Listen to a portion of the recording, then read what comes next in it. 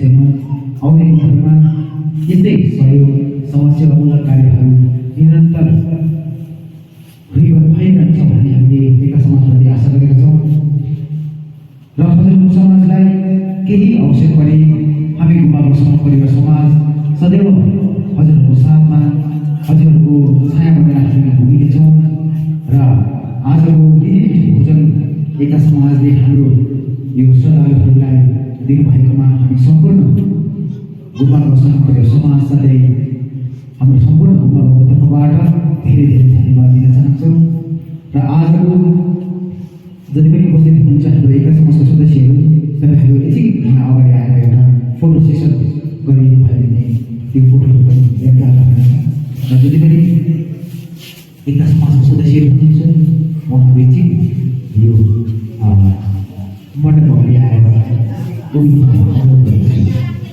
Action सिङ दिएर यो गरिदिनु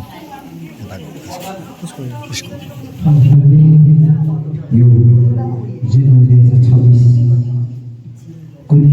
श्रद्धालुहरूलाई पकाउनु भएको यो भोजन एकदमै मिठो भएको थियो र भोजन हजुरहरूले पकाउनु भएको यो भोजन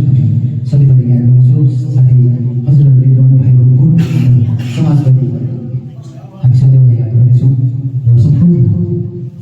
एका समाज मिडल ग्रुप एका समाजका सम्पूर्ण सदस्यहरूलाई सभापति सचिव सम्पूर्ण सदस्यहरूलाई हामी फेरि पनि हृदयदेखि धन्यवाद दिन चाहन्छौँ। धन्यवाद।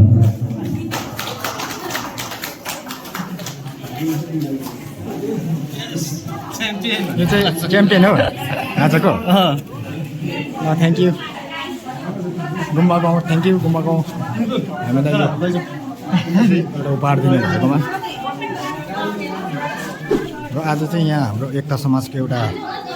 गुम्बा गाउँमा चाहिँ हाम्रो एउटा भण्डारा थियो र यसमा चाहिँ आयोजन कमिटीले चाहिँ हामीलाई यादको निम्ति एउटा हामीलाई तोहफा दिनुभएको छ र यसको लागि धेरै धेरै धन्यवाद दिन चाहन्छौँ। हाम्रो समाजका निम्ति उहाँहरूले एउटा भेट दिनुभएको छ हामीलाई